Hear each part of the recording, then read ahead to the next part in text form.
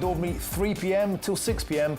weekdays here only on GB News, the People's Channel, Britain's news channel. Westminster's full of talk, but out here, it's the real world. Am I allowed to talk now? No, that's it. This is where it matters, real people and real lives. That's what politics is all about. In fact, has Trump made a good start? No. Straight answers, no spin, and just a couple of pints. How many fingers have I got up? About 10. So join me for Lee Anderson's Real World every Friday at 7 p.m. only on GB News. The People's Channel, Britain's news channel.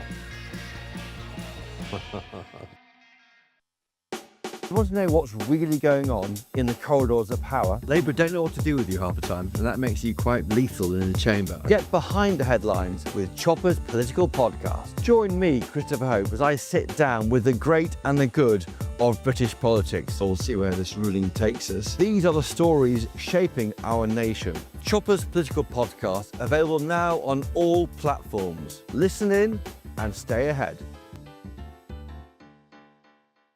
Exciting news. Every Friday, my Patrick Christie's Tonight Show is going to have a twist to it. We're welcoming some special guests. You. That's right, on Fridays I'm going to be doing my show in front of a live studio audience because this show is about you and what you have to say. It's going to be the same big debates, same big topics, same big opinions. But every Friday night at 9 p.m, you are invited to come on down to Patrick Christie's Tonight to be a part of the action. Only on GB News, the People's Channel, Britain's news channel.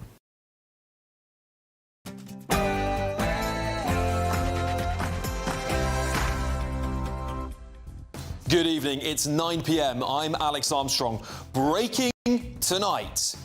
Did our Prime Minister Keir Starmer avoid inheritance tax? A Sunday Times journalist is asking this on X. Did Keir Starmer give land to his parents via a trust guaranteeing their estate of which he was a beneficiary, meaning he would never pay inheritance tax on its eventual value? Huge story. We expect this to blow up overnight on the eve of Labour Party conference. Potentially big trouble here. Also, what, you're taking me away now? Yes, so you're under arrest, so you're going to Harrogate, unfortunately. You're taking me to Harrogate in the middle of the night over a tweet? I am, unfortunately. Well, knock knock, it is the thought police. Social media arrests are in the news again. But how much worse could this get with digital ID? And we have the growth. Well, a working person. Simon Cowell? Well, a working person is someone who works their living. I've got that. And uses our public services. Have Labour well and truly abandoned the working classes? Do they even know what working class means? Also,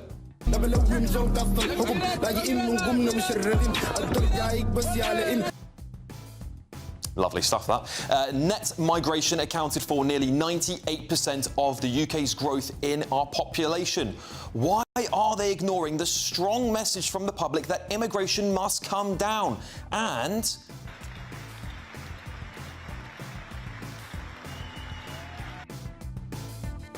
two bombshell polls show Reform UK is on course to inflict Labour's worst defeat since 1931 at the next general election.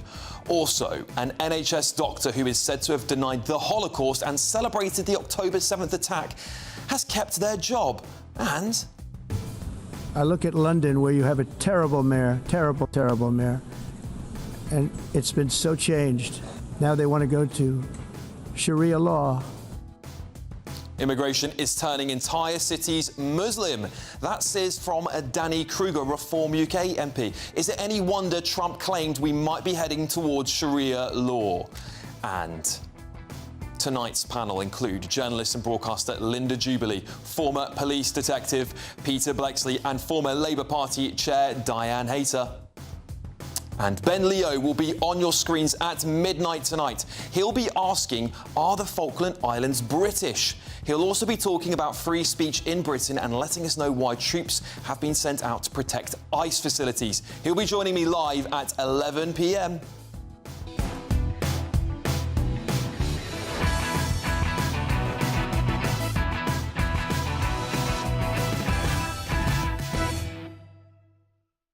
What on earth is Scottish pop star Lewis Capaldi doing on a roof? Hello. Hi. Hello. On top of an Aldi as well, I didn't even know that. Anyway, a huge 2 hours coming up, and your Saturday night will start right here. But first, let's get your news.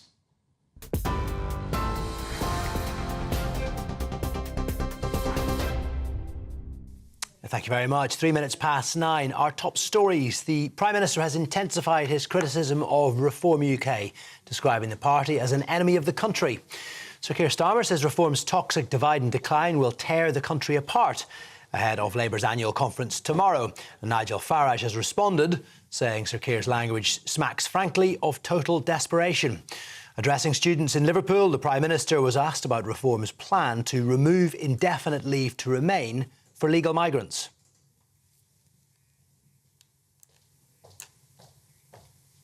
It is one thing to say that people who are here illegally and shouldn't be in this country should be removed, and they should. It's another to say people who are legally here should be removed. It's a shocking thing for Reform to have said. These are people who've been in our country a long time, contributing to our society, maybe working in, I don't know, hospitals, schools, running businesses, our neighbours. And Reform says it wants to deport them in certain circumstances. I think it is a real sign of just how divisive they are, and that their politics and their policies will tear this country apart. GB News can reveal almost 900 small boat migrants have crossed the English Channel illegally this weekend. It brings the total number of arrivals so far this year to more than 33,000. Earlier, French authorities confirmed 3 asylum seekers, a man and 2 women, died when their boats got into difficulty off the French coast this morning. The Prince and Princess of Wales have led congratulations for England's Women's Rugby World Cup champions. They beat Canada 33-13 in front of a record 82,000 fans at Twickenham. Fullback Ellie Kildunn scored another superb solo effort after 9 minutes, and there were further tries from forwards Amy Cockayne, Alex Matthews and Abby Ward. William and Kate also congratulated Canada for an outstanding tournament, adding that both teams should be so proud. Scottish Labour's Faisal Chowdhury has been suspended by the party over an allegation of inappropriate conduct. The MSP for Lothian will now sit as an independent, pending the outcome of an investigation. Labour says it takes all complaints seriously. He is the second Labour MSP to be suspended in less than 2 months. At least 36 people have been killed by a stampede at a political rally in India. It happened during an election campaign event held by the actor-turned-politician Vijay in the southern state of Tamil Nadu. Vijay was seen throwing water bottles to fainting supporters and calling for police help when the crowd became uncontrollable. Authorities say 8 children and 16 women were amongst the 36 to die, with more than 50 people injured. Finally, a Polish climber has become the first person to climb up and ski down Mount Everest without the use of bottled oxygen. It was Andrzej Bargiel's third attempt at climbing the highest mountain on Earth, after failed attempts in 2019 and 2022.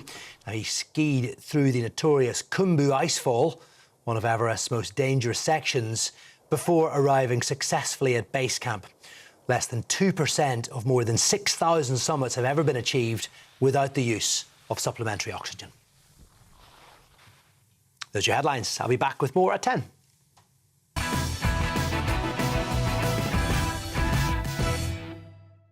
Welcome back to the show, everybody. Well, Hamas posted something online that we believe is spreading racial hatred. Twitter, Facebook, what? Can't explain too much. It's just to give you the context beforehand. It'll be put to you in an interview. Because I appreciate you've never been arrested before, have you? Yeah, once or twice. Once or twice, apologies. Frequent flyer. Apologies, I didn't think you were. Basically, how it works now is then, obviously, if you've got stuff you'd like to gather, obviously I'm more than willing to talk through what you're able to take with you. What, you're taking me away now? Yes, so you're under arrest, so you're going to Harrogate, unfortunately. You're taking me to Harrogate in the middle of the night over a tweet? I am, unfortunately. A post including those 2 words got a man arrested for stirring up racial hatred over a social media post. In fact, He never actually wrote those 2 words I just said. He posted a picture of a Palestine flag that had been mocked up and shared by multiple accounts from what I can gather, by the way. The full picture said this: F Palestine, F Hamas, F Islam. Want to protest? F off to a Muslim country and protest. Now, I think that's vulgar, by the way. I do think it's vulgar. And the man said he stood by the contents of his post, and the officers questioned him on whether he knew that Tommy Robinson had also shared the image online. And I just don't understand, what on earth does Tommy Robinson have to do with a post and people being arrested for it? It makes no sense, and if it's true, it's absolutely preposterous. Now, you might find that meme, that picture, distasteful and offensive, but isn't it your God-given right to be able to offend people in this country? It wasn't targeting a specific person. In fact, it was mostly targeted, from my perspective, at those supporting Hamas and radical Islamism.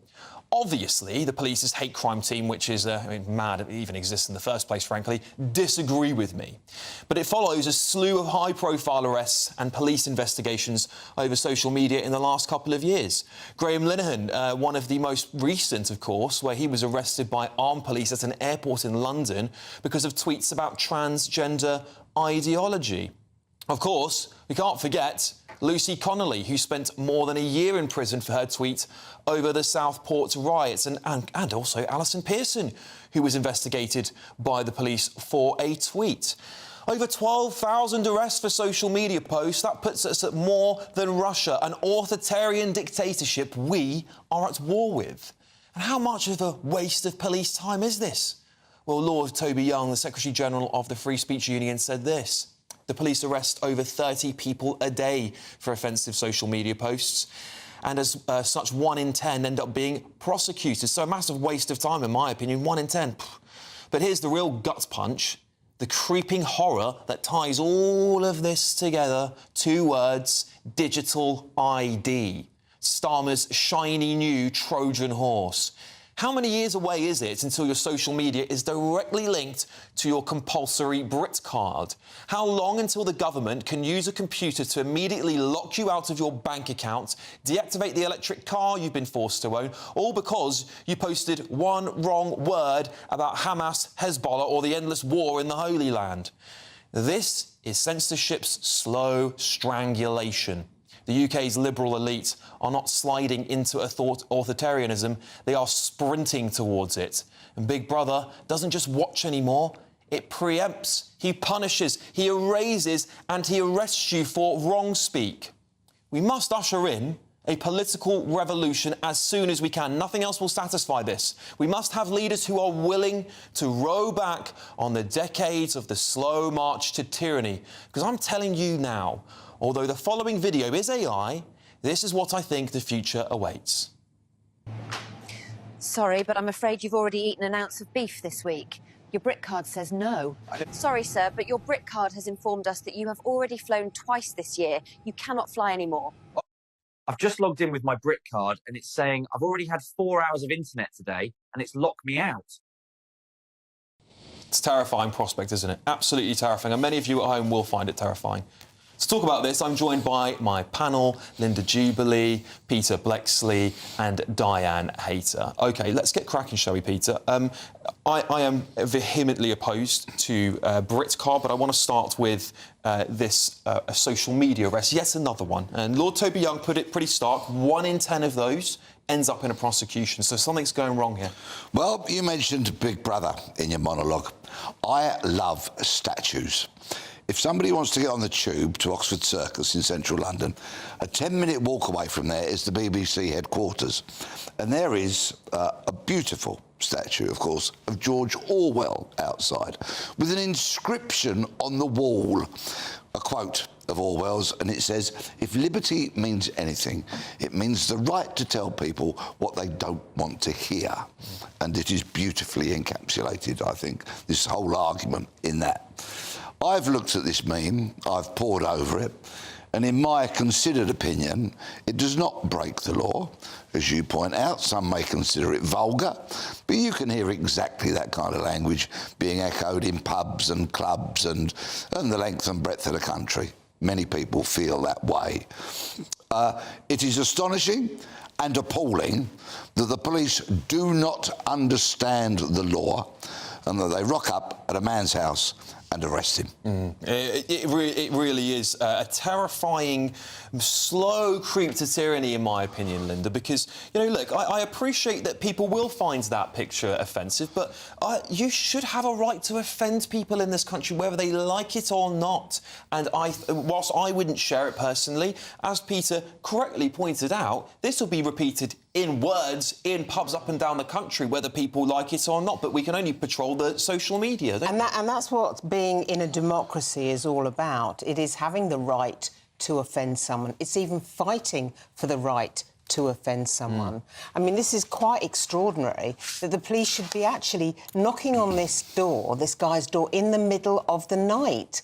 I mean, that sort of behaviour is normally reserved for drug traffickers or people traffickers or whatever. I don't really understand why they had to go to these lengths. And Peter's quite right. I doubt that any of the officers involved in that door knock properly understood the law. I mean, it's rude, it's offensive language, it's nasty, but did it actually incite violence or racial hatred? And that's what needs to be tackled, is the police need to actually understand the law that they are implementing. That's what would help matters enormously. Diane, of all crimes, 5.7 of them have been solved. That means they've ended up in some sort of court summons or a charge. This is a tremendous waste of police time. Nobody is hurt, nobody's injured. Yes, they might be offended, but is this really where our police should be spending their time? Of course not, of course not. I mean, I live in the middle of London and we've got antisocial behaviour. And, you know, if only we could get the police out that quickly and arresting people in the middle of the night, I have to say I'd be cheering them on, I really would. There's something really gone wrong here. I have to disagree with something you said in the intro. You said this was a God-given right to say. I think actually Linda's much more accurate. This is our democracy, and it is democracy, and we fought for the right for free speech, and we should not let that go. But there's something wrong in our police forces. We set up this goal. The Tories set up the system of police commissioners, which I thought would make the police more accountable. And it's an issue like that, where you have to say there are elected police commissioners. What are they doing in their priority for the use of police time, which is, you know, all too scarce, to say, yeah, go and arrest someone for that. But what about the kids who are, you know, stealing bicycles, stealing this, that and the other? Shoplifting. So I think, yeah, shoplifting's a real problem for shop workers. They're really frightened. Yeah. You know, they really are. So I think there are some policy issues that people in positions of authority need to look at and take decisions on. On a personal note, I mean, I live in a sleepy little town on the banks of the Thames, and the shop opposite me is invaluable, run by a father and a daughter.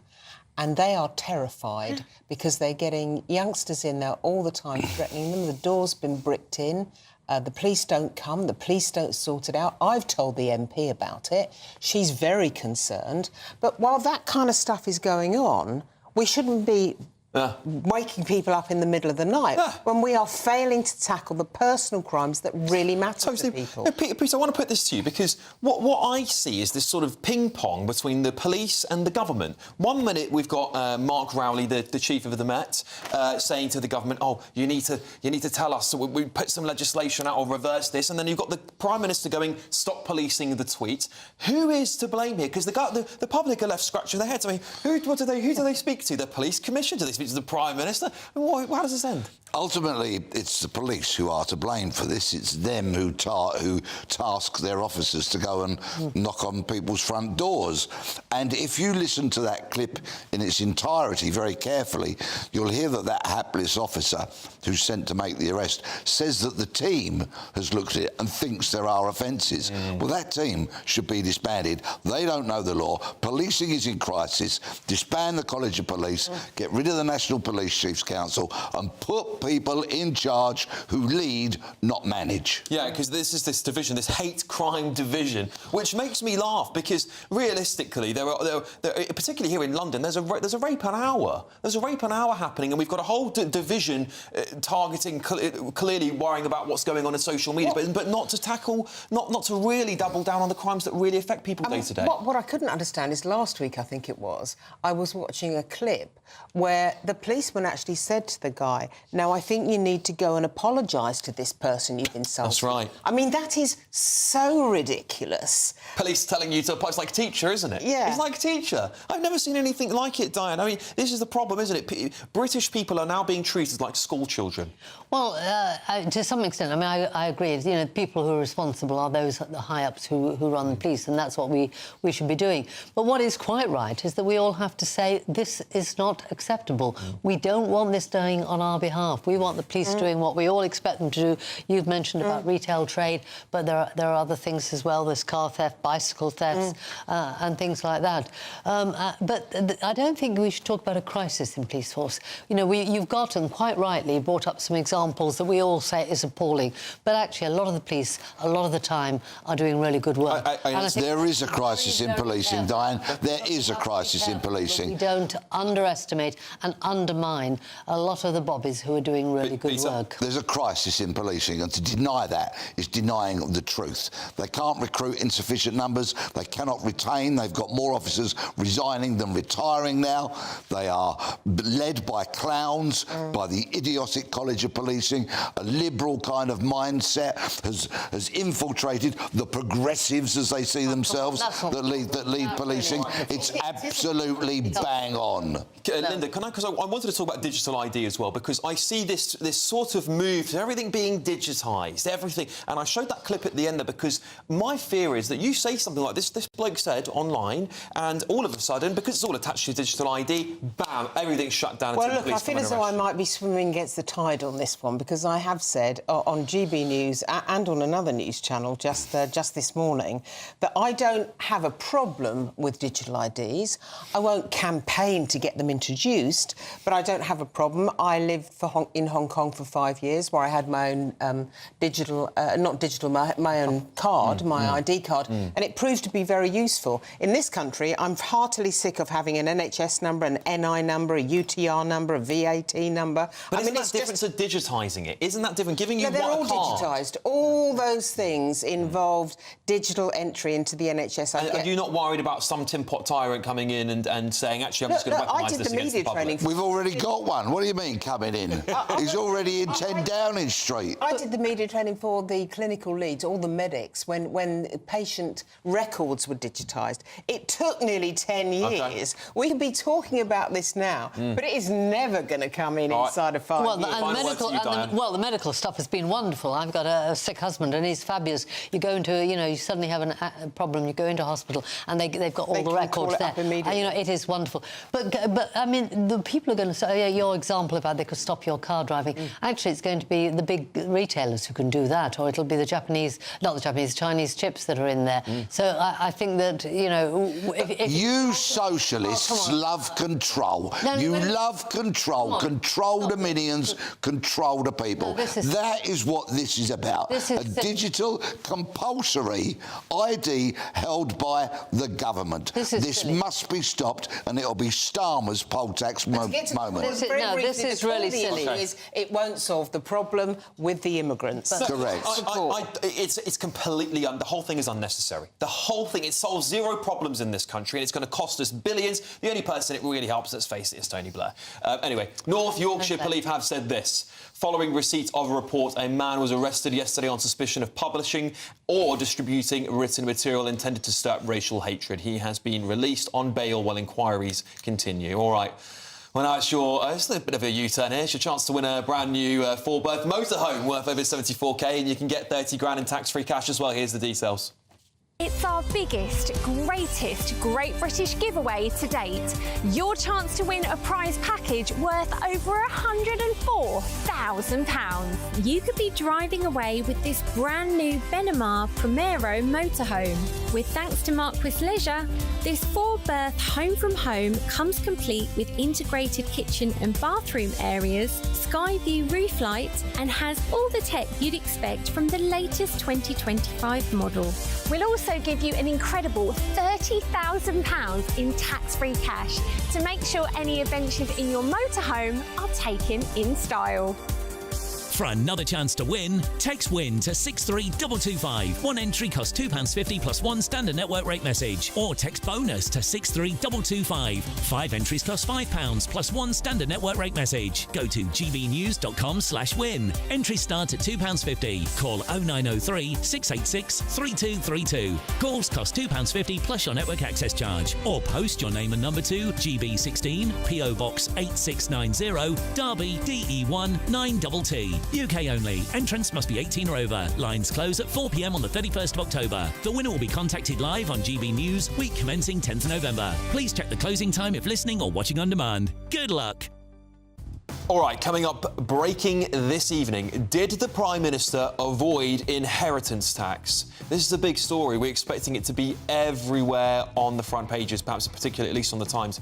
A Sunday Times journalist is asking this on X, the social platform.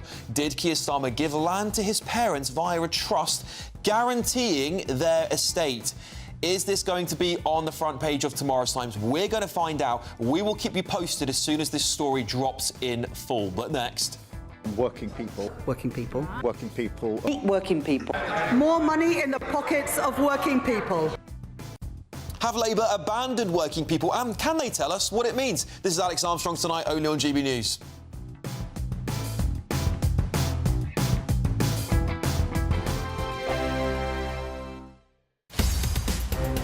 In the GB Newsroom, we bring you the news as it happens. With our team of dedicated journalists across the UK, we're ready to keep you up to date with what's happening every half an hour, every single day.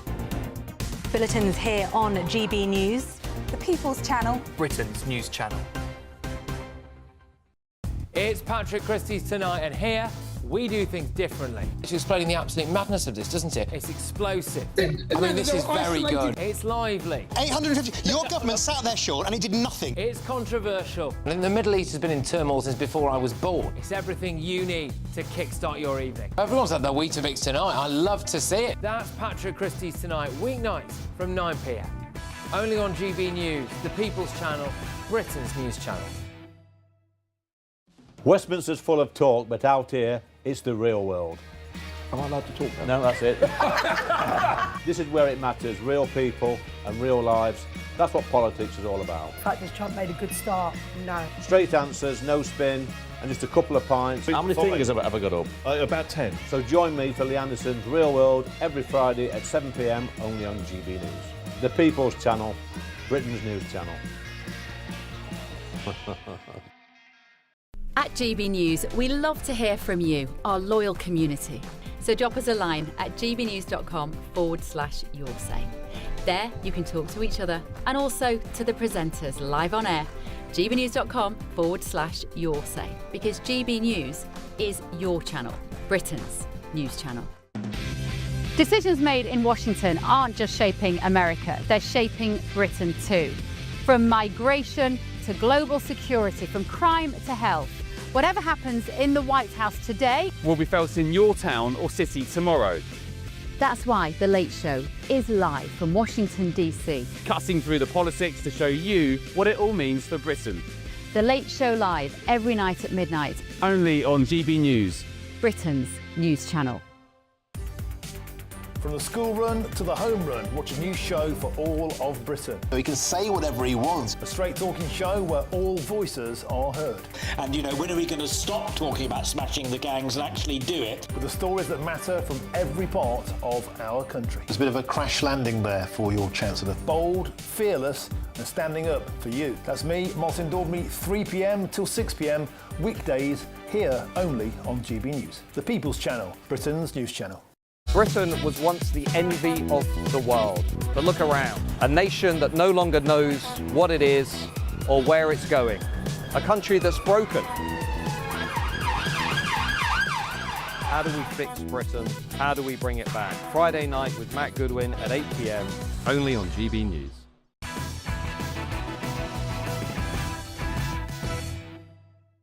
Welcome back to the show, everybody. Well, since taking office 14 months ago, it seems Labour politicians have had a hard time defining what a working person is.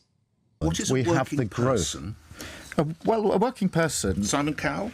Well, a working person is someone who works their living. I've got that.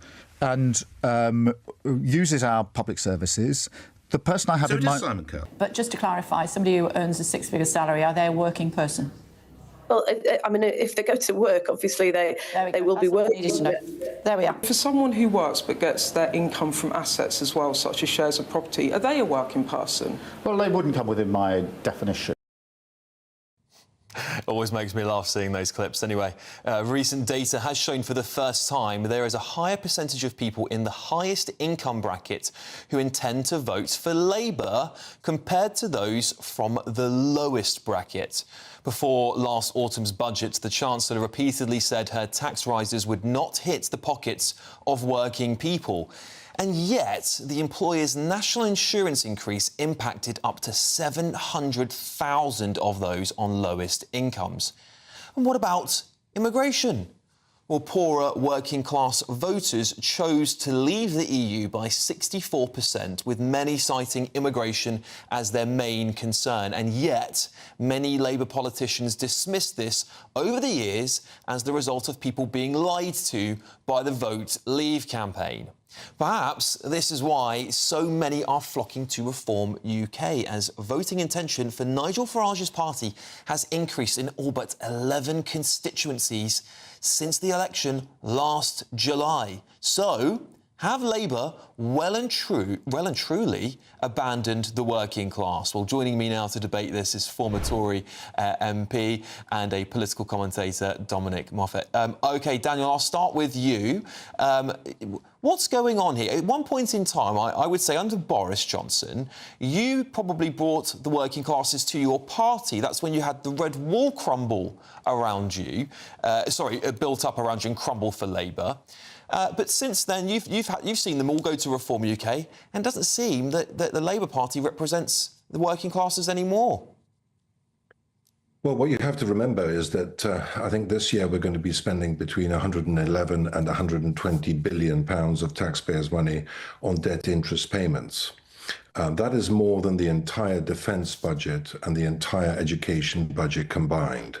So our debt interest payments are now we spend more in debt interest payments than we spend on defending our nation and educating our children.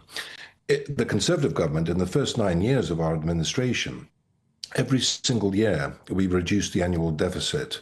It's only when the pandemic came, and we came within the whisker of balancing the budget in 2019. It's only when the pandemic came, then the year after, that we massively had to increase government spending.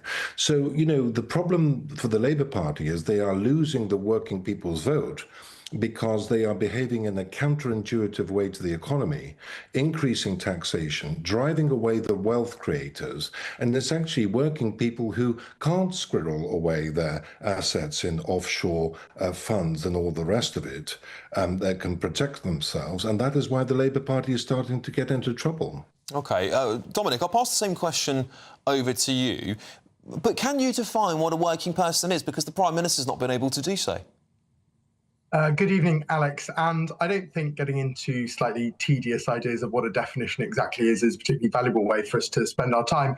But if someone feels like the audience would love to know what's defined as a working person. If someone who is struggling to pay their bills, if someone is working hard, and they want to define as a working person, and I'm very comfortable with that. And Daniel's talked about kind of education. I think what's really important to remember is this Labour government is the one that has brought in funding to give 500,000 school children free breakfasts. It's brought in funding to lift 100,000 school children out of poverty. Those are the children of working people. Those are working people. Those are the people who really need help from a Labour government, and those are the people getting it. Just as the 3 million people who are getting a pay rise through the Employment Rights Act or bill will be getting a pay rise. Those working people are the ones that are going to be helped. And Daniel's talked about the deficit and the massive amount of debt this country's in. That, to some extent, is a result of 15 years of Tory economic mismanagement. And what Rachel Reeves, as Chancellor, is setting out to do is to resurrect the kind of mess that was left by the Conservative government so that working people who are struggling to pay their mortgages can afford to pay their mortgages. Well, Dominic, there's no such thing as free breakfast. The taxpayer pays for it. The same working people you're saying are struggling, they'll actually have to pay for it, won't they, when the autumn budget, which is more like a winter budget, comes out? Well, I'm not sure about you, but I fundamentally think it's incredibly important that children who are going to school and can't learn because they're hungry are fed properly at school and therefore able to learn properly. Yes, and I hope they're not hungrier because the government are taxing people into oblivion. But, you know, freezing income tax, that's a tax on working people. Daniel, it seems to me that both parties, the Tory party and Labour, have set taxes at record highs. You're both complicit in this, and to some respect. I'm still struggling to see how either major party can win back those votes from Nigel Farage, because he's at least talking in the language of working people, something that Kemi Badenoch doesn't seem to be able to do, and neither Keir Starmer. Look, we're at about 93 or 94% debt to interest, to 94% of debt to interest payments level. France is about 114%, and they're hurtling towards economic and political paralysis. So we've seen what happens to a Western liberal democracy if they borrow too much. It ends up in gridlock and economic chaos. We are hurtling towards that position because this government is starting to massively increase borrowing, whereas the previous Conservative government reduced every single year from 2010 to 2019. Every single year we methodically took those difficult decisions to reduce government spending and balance the books. The socialists called it austerity, and they vilified us for it. Can you imagine what the situation we would be facing today if we hadn't taken those difficult decisions between 2010 and 2019? Because obviously during the pandemic, this global crisis, we had to let rip and borrow 600 billion to close down the fifth largest economy for about a year and a half. So, you know, it's a huge threat to us, this massive explosion of government borrowing. And the socialists, by increasing taxation on the wealth creators, are driving our entrepreneurs overseas. OK. Final word briefly from yourself, Dominic. Frankly, Daniel, I think that's a shameful airbrushing of what we saw with the Conservative government. They passed a massive burden of unfunded mandates onto local government, so they didn't have to take those hard decisions that you talked about. That's something that local government and indeed the national government is currently dealing with, and it's really shameful. You've talked about the last government balancing the books. They didn't. You're skating over the last 5 years, and you talk about France facing oblivion. We faced political and economic gridlock under Liz Truss, and we're still living with the problems she created being fixed by Rachel Reeves and Keir Starmer. OK, well, that's Daniel Koczynski, former Tory MP there, and political commentator Dominic Moffat. Thank you very much both for joining me. Coming up, breaking this evening, did Prime Minister Sir Keir Starmer avoid inheritance tax? Is this going to be the final nail in the coffin for the Prime Minister? A Sunday Times journalist is asking on X, did Keir Starmer give land to his parents via a trust, guaranteeing their estate? Is this going to be on the front page of the Sunday Times tomorrow? As soon as it drops, we will break it here this evening on this show. But next...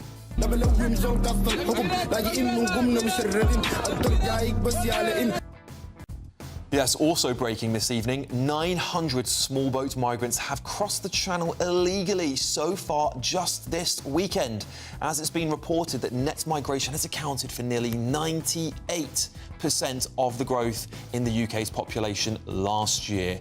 That and much more. This is Alex Armstrong Tonight, only on GB News. Ready to soak up that holiday sunshine? Won't we need some cover? No worries. All sorted. All Clear Travel Insurance sponsors GB News Travel Destinations Forecast. Storm Gabrielle could bring some unsettled weather across parts of Spain and Portugal, turning wet and windy here. We could see some blustery showers move through across Madeira, eventually pushing south into parts of Tenerife. But where we see the storm, it's likely we'll see some wet weather, possibly even some strong winds, particularly around exposed coasts. Across much of northern Europe, mostly settled, but it's likely we'll see continuous showers across the Adriatic coastlines and at times across parts of Greece. A mix of showers and sunshine into next week, and temperatures around about average for the time of year. All Clear Travel Insurance sponsors GB News Travel Destinations Forecast. Good evening, welcome to your latest GB News weather from the Met Office. It's been a quite damp Saturday for many of us, and that rain that we've seen will gradually clear its way eastwards as we go throughout Sunday, where it will turn a little bit drier. But the weather front giving us that rain still situated out to the west of the UK through Saturday evening, slowly transitioning its way eastwards as we go through the rest of this evening. It will continue to bring some quite heavy rainfall across parts of Scotland, that pushing its way northwards into the early hours of Sunday morning. And that weather front across the southeast as well could be quite slow to clear, but it'll be across parts of Wales and southwest England that we're likely to see the chilliest temperatures, perhaps the odd touch of frost in places. And under those clear skies, we could see some mist and fog too. However, a bit of a milder start, particularly if you're stuck underneath that cloud and rain. Quite a damp start too across much of northern Scotland. Some outbreaks of heavy blustery rain, some showery rain as well. A little drier further south and further east, but there will still be a few showers around, and a similar picture too across parts of Northern Ireland and northern parts of England, with a few showers to start the day. Once any mist and fog has cleared, it will be parts of Wales and southwest England that see the brightest start on Sunday morning. But across the southeast, that weather front does continue to linger for a time, bringing some cloudier skies, some outbreaks of patchy rain as we go towards Sunday afternoon. The weather front in the north clears its way northwards, perhaps still affecting parts of Shetland and Orkney through Sunday afternoon, but for many it'll be a day of sunny spells and one or two isolated showers in the north, and pleasantly warm in that prolonged sunshine across the south with highs of 19 or 20 degrees. That weather front eventually clears its way across the southeast into the start of Monday, and it'll be a dry, bright, but perhaps rather chilly start on Monday morning. Any mist and fog that we see could be a little slow to clear. Further north, that sunshine quickly turning hazy as we see a weather front arriving across the northwest, and that sets us up through much of next week with a northwest-southeast split developing, staying dry in the southeast. But temperatures are a little on the rise by the time we get to Wednesday. In the GB Newsroom, we bring you the news as it happens. With our team of dedicated journalists across the UK, we're ready to keep you up to date with what's happening every half an hour, every single day. Bulletins here on GB News, the People's Channel, Britain's news channel. Miriam, you can't be serious. Scrapping the triple lock on state pensions? Madness. Andrew, we just can't carry on pretending. The numbers just don't add up. We've got to be honest with people. We've got to face the facts. That's what people want. Well, that's what you get on GB News and on Britain's Newsroom. Lively debates, lively conversation. Britain deserves a newsroom that puts the facts and your voice first, and we're not afraid to hold power to account. And each other. So join me, Andrew Pearce. And me, Miriam Gates, for Britain's Newsroom, weekdays from 9:30 on GB News. The People's Channel, Britain's news channel.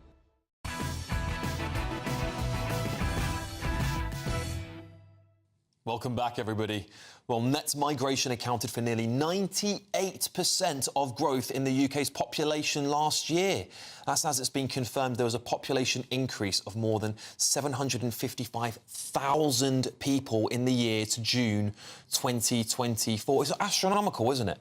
Figures from the ONS, the Office for National Statistics, show 1.23 million migrants arrived in the UK during that period, while under 500,000 left. Now, this comes as almost 900 small boat migrants have crossed the channel illegally so far today. According to GB News' provisional figures, the total number crossing today reached 886, just after 6 p.m. this evening. Well, joining me now to talk about all of this stuff is Jamie Jenkins, a.k.a. Stats Jamie, the political and economic commentator. Jamie, thank you so much for joining me. These ONS figures, I saw them when they came out the other day. Absolute dire graph. I think the graph is like a pretty much just a steep line upwards, and it goes all the way back to the 1930s. We've never seen anything like it. What are the reasons behind it? Yeah, good evening. So basically what we've seen is this massive immigration, net immigration the last year. It was even worse the last year before that. So 2024 was quite bad, 2023 even worse. So I think people are calling this like Boris wave and the Conservative wave of immigration. So if you just take the last 3 years of net immigration and the population change, what we've seen overall is the 2.3 million increase in the UK population over the last 3 years. So to put that into context, if we go back to the 1970s, it took between 1970 and 1993, so 23 years, to get the same population increase of the UK. So 2.3 million in 3 years, 23 years from 1970 to 1993. And what that means basically is that you just cannot cope with the services provision because it takes time to put the services in place. So when you get a massive increase in the population in a short pace of time, how the hell can you actually deal with that for all the overall population growth? And there's that 2% missing there on that 98%. I'm assuming that is births in the UK. What's the offset between births and deaths? So the big challenge we've got in the UK, and it's across most of the Western world, is we're seeing fewer births over the last, say, 20, 30 years. And that's partly because we've had a lot of immigration into the country. And that's delayed because the house prices have gone up, because we've seen net immigration going up and up and up. So the chances of younger people getting on the housing ladder is kind of decreased. So we've seen the fertility rate come down. So we've seen fewer births than what you would expect, say, 20, 30 years ago. And then we obviously got deaths going up because of the impact of a lot of older people in the population. So with that demographic time bomb with that part of the population, people argue you need net migration to actually do the jobs. But then you get more net migration. And without the house building, what that means then basically is that the house price to kind of average earnings ratio gets even worse. And that just makes it even tougher for the younger people in the population. Yeah, and of course, we can't not talk about the where these many of these migrants are coming from. From what I can understand from some of the data we have, is that many are coming from South Asian countries. Is that correct? Yeah, so before the Brexit vote, you'd normally see net immigration kind of driven by the EU. And then we had the Brexit vote. And the bizarre thing was a lot of the people who voted for Brexit was all about taking back control of the borders. But you always had control over the borders with people from, say, Pakistan, India, and the likes of those kind of countries. And we've seen a huge increase from, as you just said, those South Asia countries. And that's the big challenge that the government's got. So I think the Reform Party this week are talking about the right to remain for a lot of these people. But you cannot cope with the population when you just grow within 2.3 million within 3 years, when it took 23 years for that to happen, say, back in the 1970s. So the previous generation have not seen this rapid population growth. Indeed. Well, Jamie Jenkins there, also known as Stats Jamie and political and economic commentator. Thank you so much for joining me to explain those interesting statistics there. I'm sure many people at home will be sighing. Anyway, coming up, is immigration causing British cities to become segregated? Well, that's what new Reform MP Danny Kruger thinks, and I'll be digging into all the data to see whether he's right. But before that, breaking, over 2 million people have now signed the petition, "Do not introduce digital ID cards." And next, we're going to fight for it, and we are going to win. Well, shock. New polling reveals that Reform UK are set to inflict Labour's worst election defeat since 1931. I'll bring you all the details. This is Alex Armstrong, tonight only on GB News. Welcome back to Britain's Newsroom with Andrew and Beth. Hello everyone, Patrick Christie is here. I'm Michelle Duke, Britain's News Channel. Access the stories that matter to you. Take the GB News family with you on any device, and as long as you have an internet connection. Tune in to GB News, anywhere on the planet or beyond. GB News, the People's Channel, Britain's News Channel. Decisions made in Washington aren't just shaping America, they're shaping Britain too. From migration to global security, from crime to health. Whatever happens in the White House today will be felt in your town or city tomorrow. That's why The Late Show is live from Washington, D.C. Cutting through the politics to show you what it all means for Britain. The Late Show live every night at midnight. Only on GB News, Britain's news channel. Westminster's full of talk, but out here, it's the real world. Am I allowed to talk now? No, that's it. This is where it matters, real people and real lives.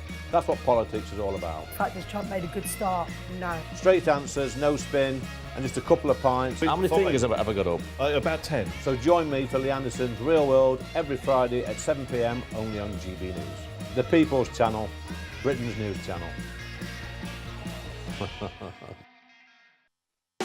You want to know what's really going on in the corridors of power? Labour don't know what to do with you half the time, and that makes you quite lethal in the chamber. Get behind the headlines with Chopper's Political Podcast. Join me, Christopher Hope, as I sit down with the great and the good of British politics. We'll see where this ruling takes us. These are the stories shaping our nation. Chopper's Political Podcast, available now on all platforms. Listen in and stay ahead.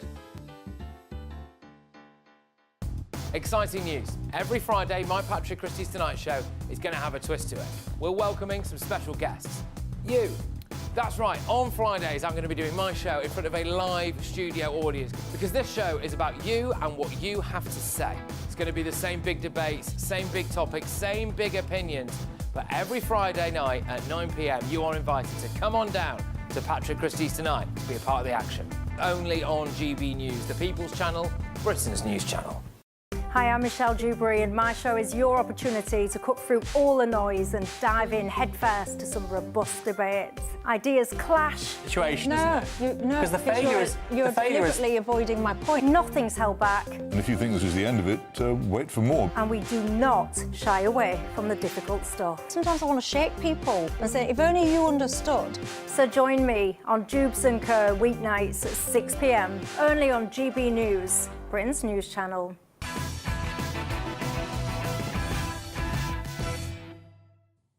Well, Labour Party conference gets underway tomorrow and the Camilla Tominey Show will be live from Liverpool.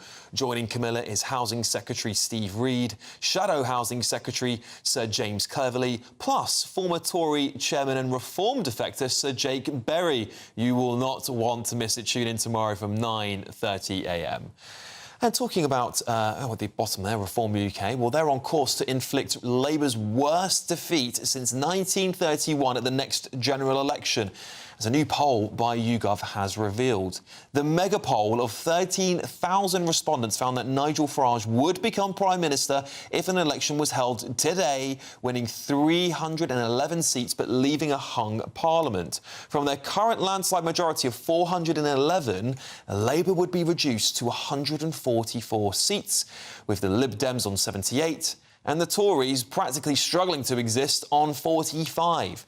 And in the last few hours, an even bigger poll of 20,000 people by MRP hands Reform 373 seats, an outright massive majority, even bigger than Boris Johnson's in 2019. And joining me to discuss these projections is none other than Reform UK councillor Jamie McIver. Jamie, thank you so much for joining me. This is quite a shocking poll. This is a poll, I mean, I've seen it on a map and it's just a blue, turquoise blue, tidal wave. What should we make of it? Well, I think it's true, Alex. I campaign literally all the time. I've been out canvassing all day today in a seat, ironically, that the Greens are very popular in, and you're seeing a shift even there. People that have had to vote for the Green Party as a protest, but they now have a party they can actually vote for that are ideologically aligned to, a party that stands up for Britain, stands up for British values. But I think what we're seeing is reality now that Reform is going to be the next party of government. Nigel Farage will be our Prime Minister, and that is why we're seeing very detailed policy being announced from the party, fantastic immigration policy that's seen a surge in the polls even further. And I remember being in the Conservative Party in 2019, we were looking at polls and it was, oh, no way Boris is going to do that. I absolutely believe it will happen, and it can't come sooner. This awful government has got to be out of office at the earliest opportunity. Well, and, you know, at this point in time, you look at those polls and you go, the biggest threat you've got is yourselves. Do you think there's any chance at all that Reform could implode by the next election? There's no way it can implode, but what I will tell you, Alex, we've got an absolute secret weapon. It's called local government. We are in control in many councils, and I'm so proud of the work that our councils are doing. Just over 100 days since they've formed administrations, they've wasted no time in highlighting the inefficient spending. They've wasted no time in making things better for people with those... You know, people don't realise how critical local government is to day-to-day lives. Adult social care, children's services, home-to-school transport. And what we are seeing is incredible work. And I think the electorate will actually be able to see in their areas, their communities, people's lives improving as a result of reform in local government. And then Nigel Farage can say, if you want this on a national level, make me Prime Minister. Very briefly from you on this one, then. The first poll there, the YouGov one, puts you on just short of a majority. That means you'd have to go into coalition with somebody, the Tory party. Do you think that might spite a few members? Listen, we are going to fight to win the general election, Alex, and we're going to have a majority. It's just an irrelevant question, but I appreciate the question. All right, no, we've got to ask. And Diane, I'll pass it straight over to you. Briefly, review mine. What do you make of this mega poll? Well, it starts with an important words, if there was an election tomorrow. You know, we've been ahead before. I think we're ahead with Jeremy Corbyn, and everyone thought he was going to be Prime Minister. So, you know, enjoy it while it's there. I'm not, you know, and that's some real polling that we and everyone have to take serious. But the election's 4 years off. So I wouldn't celebrate and measure up those curtains in number 10 just yet. Linda? You see, it's interesting what Jamie is saying about local government, because, in fact, that was a very, very successful strategy for the Lib Dems. They really went to town with what they did with their councillors, and it convinced people. The proof of the pudding will be in the eating with next year's local government elections. That will be the acid test, far more than any poll, about where we're going in the future. But I'm put in mind, very briefly, of an expression that was actually said about Keir Starmer, and this is what Nigel Farage has to do. You have to carry the Ming vase across the tiled floor very carefully and get it down on the table. Peter? I had the great pleasure of spending some time with Jamie in the green room just now. And, of course, I'm inquisitive, I'm curious. I wanted to know about the work as a councillor and what Reform Party are doing. What I will say unequivocally is that party's very lucky to have men like Jamie. No, and, well, this is it, Jamie, and you're talking about locals there. I mean, next year you're looking again at more local elections, Essex perhaps coming back there, which we had delayed elections. What do you expect to happen next year? What would you like to see? What would be the best result for you? I don't want to depress your viewers, Alex, but we don't actually know if the elections are going to go ahead next year. That is awful, and I can't believe I'm actually sitting in a TV studio in Great Britain and saying we're not sure if the elections will go ahead because local councillors might have the opportunity to cancel them. But there we go. If elections go ahead in places like Essex, Suffolk, Norfolk, we've seen with the weekly by-elections how incredible Reform are doing. And what about the protests, very briefly? Well, the protesting is happening, of course, in Epping. It's been happening consistently. I'm very proud of those mums in Epping, and I encourage people to remember they have a right to peacefully protest, and there's nothing wrong with peacefully protesting. And actually what I urge, and if I can make this announcement, I'm going to request that Essex Police stop over-policing and start fighting crime. OK. Well, thank you so much, Jamie McIver, for joining me tonight. That was very brief. Thank you for coming on. Well, next, is immigration causing British cities to become segregated and Muslim? Those are the words of Danny Kruger, Reform UK's latest MP. I'll be digging into all of that. And did Keir Starmer avoid paying inheritance tax? Bombshell stuff. See you shortly.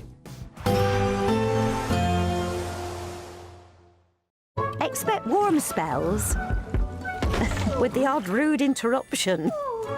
Boxed Boilers sponsors the weather on GB News.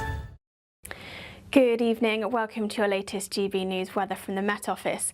It's been a quite damp Saturday for many of us, and that rain that we've seen will gradually clear its way eastwards as we go throughout Sunday, where it will turn a little bit drier. But the weather front giving us that rain still situated out to the west of the UK through Saturday evening, slowly transitioning its way eastwards as we go through the rest of this evening. It will continue to bring some quite heavy rainfall across parts of Scotland, that pushing its way northwards into the early hours of Sunday morning. And that weather front across the southeast as well could be quite slow to clear, but it'll be across parts of Wales and southwest England that we're likely to see the chilliest temperatures, perhaps the odd touch of frost in places. And under those clear skies, we could see some mist and fog too. However, a bit of a milder start, particularly if you're stuck underneath that cloud and rain.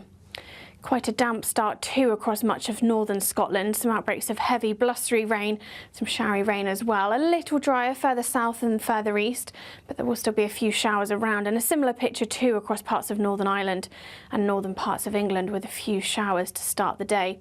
Once any mist and fog has cleared, it will be parts of Wales and southwest England that see the brightest start on Sunday morning. But across the southeast, that weather front does continue to linger for a time, bringing some cloudier skies, some outbreaks of patchy rain as we go towards Sunday afternoon. The weather front in the north clears its way northwards, perhaps still affecting parts of Shetland and Orkney through Sunday afternoon, but for many it'll be a day of sunny spells and one or two isolated showers in the north, and pleasantly warm in that prolonged sunshine across the south with highs of 19 or 20 degrees. That weather front eventually clears its way across the southeast into the start of Monday, and it'll be a dry, bright, but perhaps rather chilly start on Monday morning. Any mist and fog that we see could be a little slow to clear.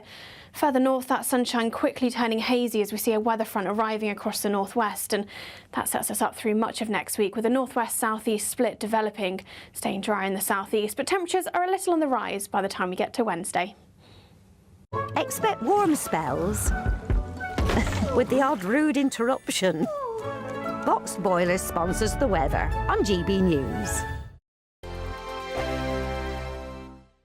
It's our biggest Great British giveaway to date. You could be driving away with this brand new Benamar Primera motorhome. This 4-berth home from home comes complete with integrated kitchen and bathroom areas and has all of the tech you'd expect from the latest 2025 model. We'll also give you an incredible £30,000 in tax-free cash to make sure that any adventures you take in your new motorhome are taken in style. For a chance to win, text WIN to 63225. One entry costs £2.50 plus one standard network rate message, or text BONUS to 63225.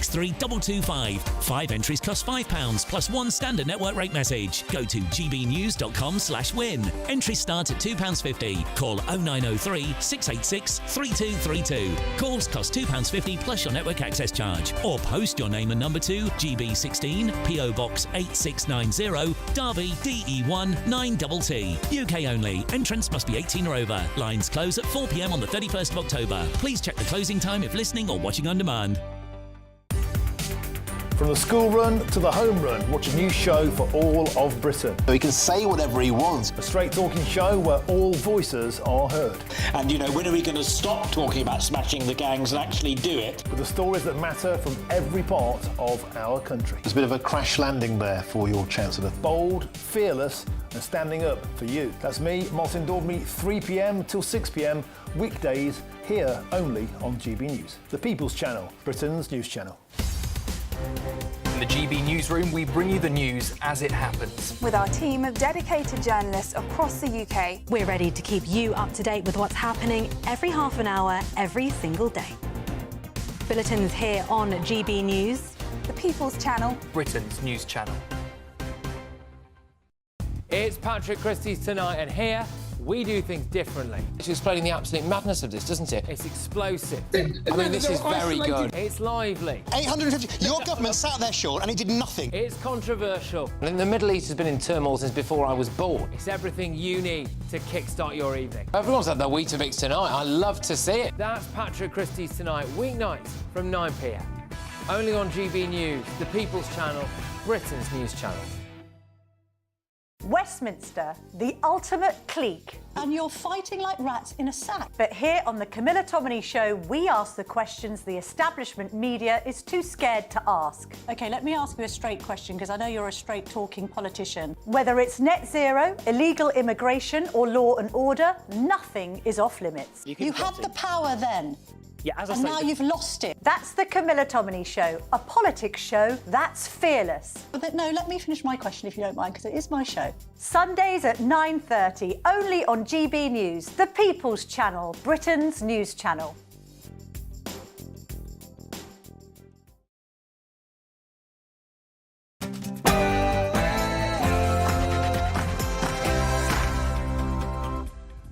It's 10 o'clock. I'm Alex Armstrong. Breaking tonight. Did the Prime Minister, Sir Keir Starmer, avoid inheritance tax?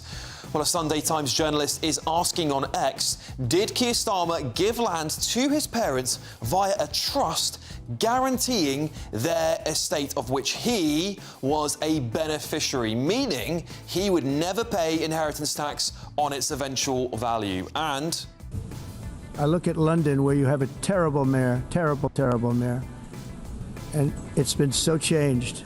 Now they want to go to Sharia law.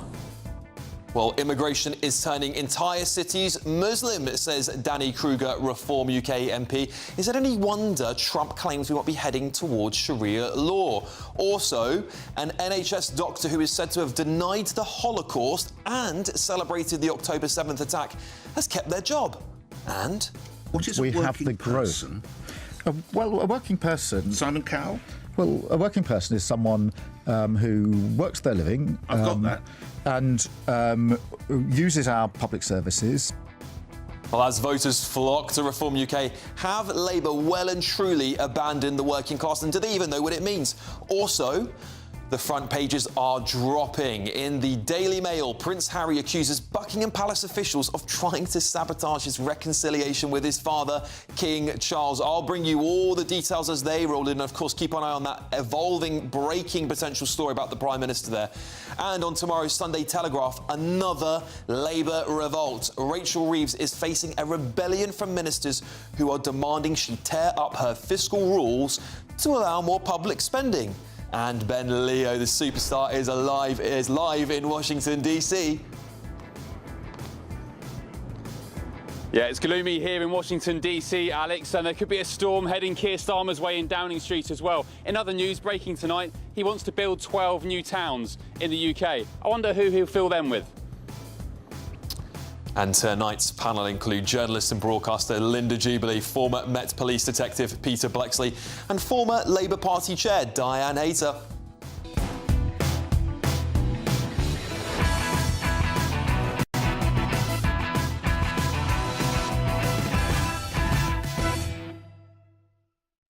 And what do you think happens next here, eh? Don't do it, Papa. Let me. Papa. It's okay. That's right, your Saturday night is just getting started. But first, let's get your news.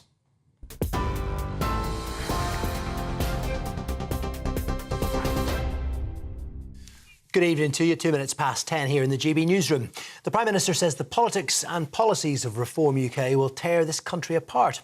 Sir Keir Starmer says Reform's toxic divide and decline is damaging the country ahead of Labour's annual conference tomorrow. Well, Nigel Farage has responded, saying Sir Keir's language, he accused him of being an enemy of the country, smacks frankly of total desperation.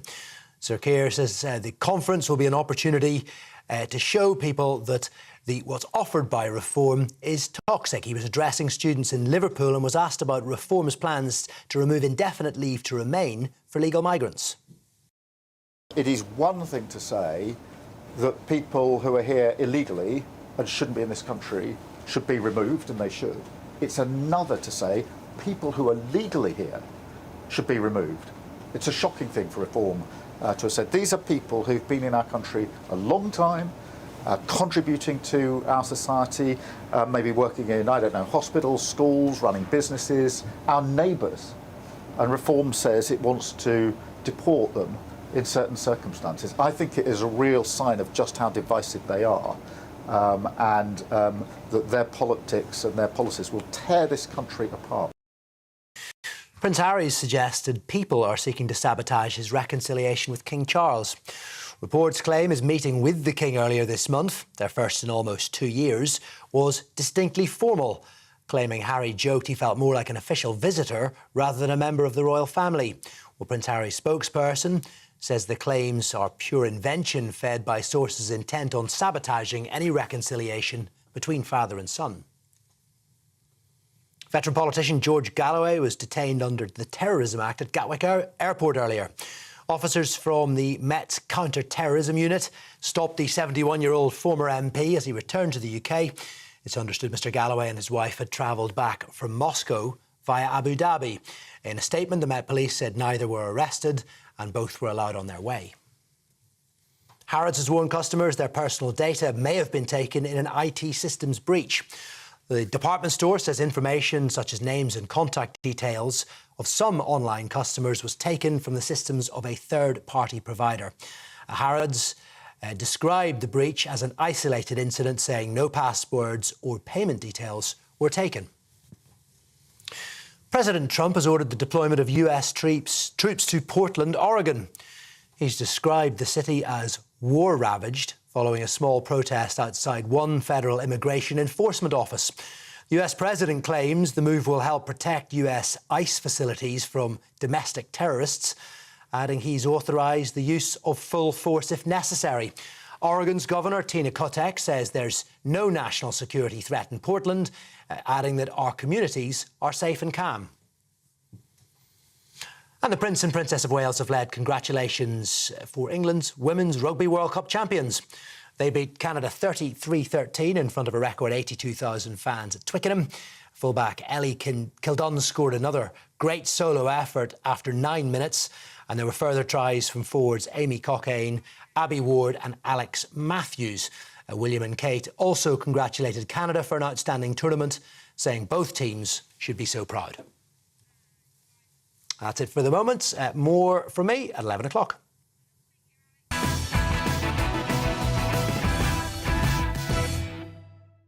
Welcome back, everybody. Well, immigration is turning entire cities Muslim, and the UK is becoming a segregated society with whole communities living an entirely un-British life.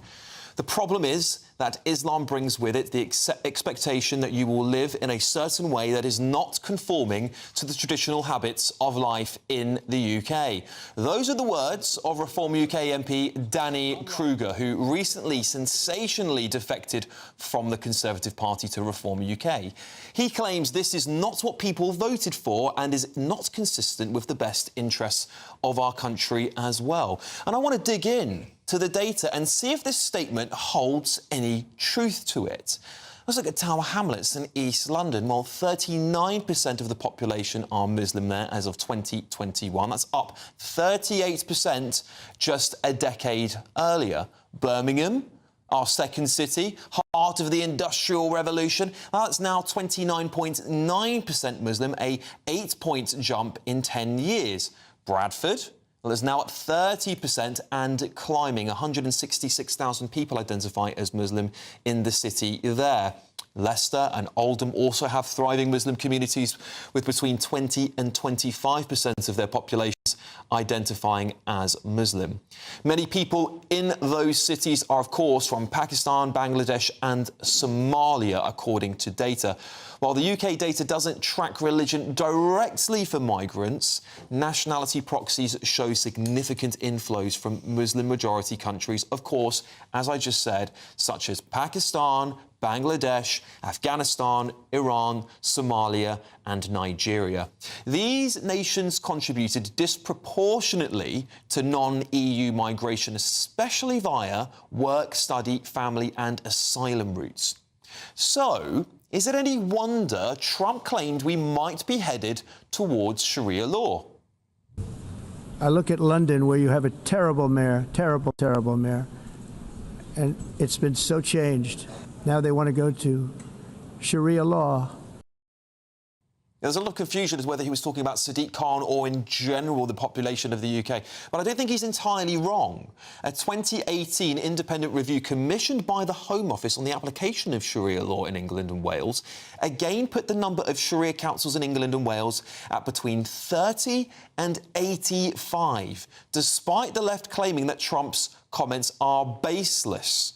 So is Danny Kruger right? Is this not what British people voted for? Well, personally, I don't think we voted for this at all. Not during Brexit, and not when the country voted for successive Tory governments who promised to control our borders, but instead opened the floodgates.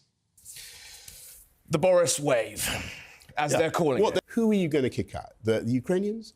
You want to kick out the Ukrainians? No. You want to kick out the Hong Kong Chinese? Well, look, the blue line is... You want to kick out the nurses?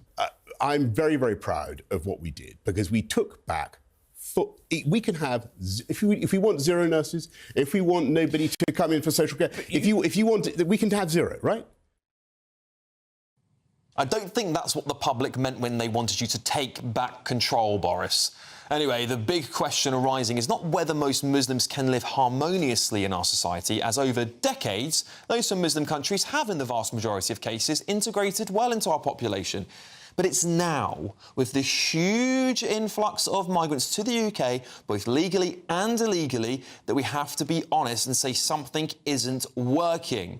And I will challenge Danny Kruger on his entire point, because I don't think this issue is just about how many Muslims have come to the UK, but how many people in general are coming to our country. How can any race or religious group of people ever integrate into British life when they make up the vast majority of populations in many areas? That's the key difference. You can assimilate, you can integrate, but not when you are the vast majority of the population there.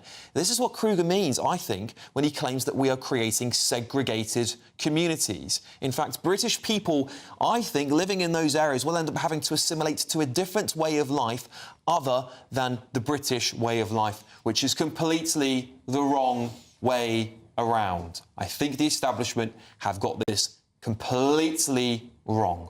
I'm now joined by my panel, broadcaster and journalist Linda Jubilee, former Met Police Detective Peter Blexley and former Labour Party Chair Diane Hayter. Peter, I'll start with you.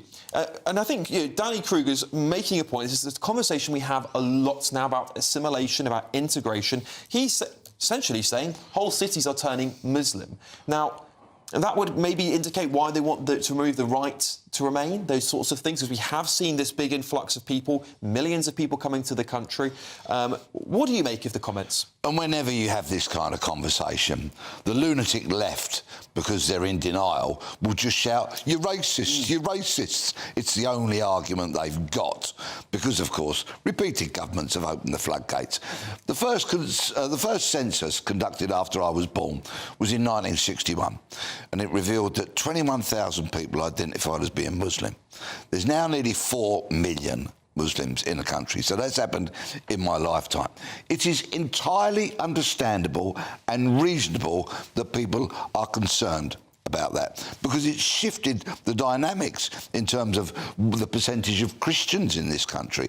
The last census was the first one that revealed we're no longer a majority Christian country, and yet so much of the foundations of this nation were kind of built on Christian values, man-made laws, Christian values, and the whole mix has been changed. The demographics continue to change. There is a shocking lack of integration in many regards, and it's only right that we're having these conversations regardless of what the left lunatics are screaming. And Diane, I'll come straight to you on this one, because, of course, I'm not blaming Labour for this, because I think this is the vast majority of those, that huge Boris wave. We call it the Boris wave for a reason, because it came in under Boris. It's not sustainable to bring in millions of people into this country and expect them to assimilate, expect them to integrate, expect them to be part of British culture, because you go to certain places, and I listed some of them there, actually what happens is people group together, and then you can't assimilate into British culture, can you? Well, first of all, let's be careful of our language. They're not a majority. I mean, the idea it's a majority, your own figures showed we're talking about a third, so let's keep it right. Secondly, of course, a lot come from the Commonwealth. We have, they are part of us, they've fought with us, they've been part of us, and a lot come from that, and those are old ties, and we shouldn't be tarring, if you like, a group that we have long history with, as if they're bringing in an alien culture. The third thing I'd say... I would take issue with that, because I think a culture that isn't British is alien culture. Well, our culture is a Commonwealth culture. I don't think that's true. We've had a Commonwealth here, we've had Canadians, we've had Indians, we've had Australians, we've had New Zealanders. You know, all of those have come here, and many of us come from families that weren't born here. So, you know, that is a long history. But the important thing is, most Muslims, of course, do not want Sharia law, and it's very bad for women very often, you know, and we need to warn them. So, you know, I think we have to be very careful about our language here, that we assume all Muslims don't want to integrate, all Muslims hold on to a type of their religion which doesn't fit in so closely to ours. And, of course, what you've just said about the fall in Christianity is actually not about the relative with Muslims, but our just church-going has gone down considerably. Yeah. Linda, I'll pass it straight over to you.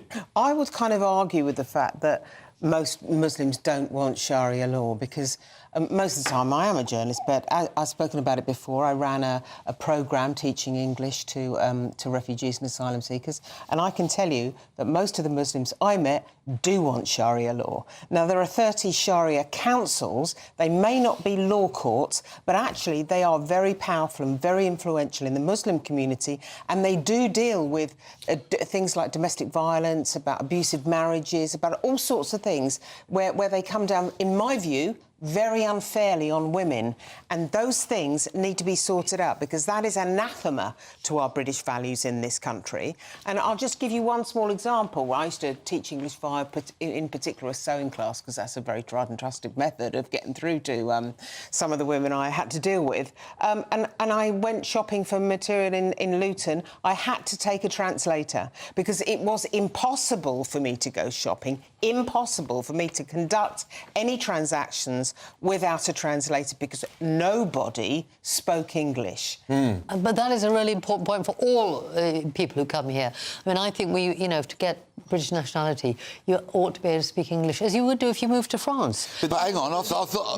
please, can I, without being shouted at, Yeah, that if you move to France or Germany or anywhere else, you're expected to learn their language. And Well, I think they didn't, though. That's what I'm saying, but we have to expect people to learn language, and we should not be giving them citizenship or nationality unless they speak English. That's really key. Peter? You talk about British nationality, but in your previous sentence, you said that we were built on a Commonwealth culture, which is, quite frankly, the biggest load of preposterous drivel I've heard in a long time. Don't use silly words like that. I mean, we're meant to be having a grown-up conversation here rather than... But I'm telling the truth. But I think the point Peter's trying to make is, and I take issue with as well. The British culture goes back hundreds and hundreds of years. The imperial bit of it is a very small part of our history, frankly. And I wouldn't say that many of the people from the Commonwealth were even living in Britain until very recently. So it's a very short period of our history. So I wouldn't attribute our culture to Commonwealth culture by any means. Yes, we are living in a more diverse culture than we have before.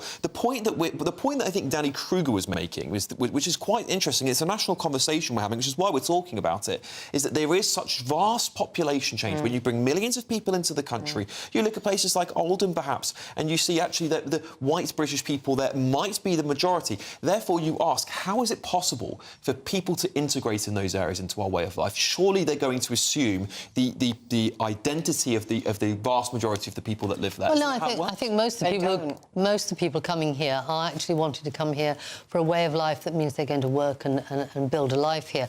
I think we have to encourage. I think the teaching of English and the integration, if they're going to come, is really important. It's not an add-on. I think it should be absolutely central. But what you're saying, a lot of them have been here for a long, long time, and I think as a nation we were not good enough at insisting on language and integration. But a lot to of make people, it 4 million people or so in the last 5 years. This is the point, isn't it? We've had it's lunacy. We've had integration from the European Union. I mean, part of the difference, which is why you used the phrase, I think, the Boris wave, is that we closed down an awful lot of the people who had a culture much more close to us. Of course, I was anti-Brexit, and I always worried that we were losing, a part of our European heritage, which I feel very strongly about. But the point people made when they voted for Brexit was actually, and as the Tory manifesto said, multiple elections, we're going to get immigration to tens of thousands, we're going to basically shut it off, it's too much, we can't cope with it, and instead we had the opposite, Peter. We did. But immigration is the subject on everybody's tip of their tongue when I'm in a pub, if I bump into somebody, if I meet someone I've never met before. Yeah. Generally speaking, the first thing they want to talk about is immigration. It is a huge issue. The numbers have been ludicrous. They're unsustainable. British culture is being diluted with every boat that arrives, with every illegal that comes into this country. And a reminder, they are illegal because Section 3 of the Immigration Act 1971 says so. It's diluted. Something has to be done. This government are so pathetic in their attempts to do it. Well, they haven't done it. They're now bringing in this compulsory ID, which is not going to solve the issue. Certainly agree. Final words to you, I Linda. would just disagree with Diane here. A lot of the Afghans, some in this country, they do not want to assimilate. That's what they told me firsthand. I don't have to read about it in a newspaper. I was down there in the trenches dealing with this, don't forget. And that's what these people wanted. They simply want to have the mosque, the Sharia council. The wives don't ever learn English. The older wives never learn. And they want to sit in their community and talk in what amounts to a modern ghetto. I think this is going to be the biggest part of our national conversation leading up to the next general election. I really don't think we're going to stop talking about this, particularly if, and let's see what happens next year with the ONS figures, if the number's in the hundreds of thousands again, I think Keir Starmer's going to have a lot of trouble justifying it, especially with the lack of house building, the NHS waiting list, and everything else that's going on with this country. We just cannot sustain millions more people coming here. That's the end of it all, really, isn't it? Well, a spokesperson for Sir Sadiq Khan said of Trump's comments, "We're not going to dignify his appalling and bigoted comment with a response." Well, there you go. Now it's your chance to win a brand new 4-berth motorhome worth over 74 grand plus a whopping 30k in tax-free cash to spend on anything you like. Here's the details. It's It's our biggest, greatest Great British giveaway to date. Your chance to win a prize package worth over £104,000. You could be driving away with this brand new Benamar Primero motorhome. With thanks to Marquis Leisure, this 4-berth home from home comes complete with integrated kitchen and bathroom areas, sky view roof lights, and has all the tech you'd expect from the latest 2025 model. We'll also give you an incredible £30,000 in tax-free cash to make sure any adventures in your motorhome are taken in style. For another chance to win, text WIN to 63225. One entry costs £2.50 plus one standard network rate message. Or text BONUS to 63225. 5 entries cost £5 plus one standard network rate message. Go to gbnews.com/win. Entries start at £2.50. Call 0903 686 3232. Calls cost £2.50 plus your network access charge. Or post your name and number to GB16 PO Box 8690 Derby DE1 9TT. UK only. Entrance must be 18 or over. Lines close at 4 p.m. on the 31st of October. The winner will be contacted live on GB News, week commencing 10th November. Please check the closing time if listening or watching on demand. Good luck. Well, coming up, why is Scottish pop star Lewis Capaldi on a roof of an Aldi? Hello. Hi. Hello. I think I just gave it away by accident there. I didn't even realise that. Anyway, there we go. An NHS doctor who is said to have denied the Holocaust and celebrated the October 7th attack has kept their job miraculously. And this is Alex Armstrong tonight, only on GB News.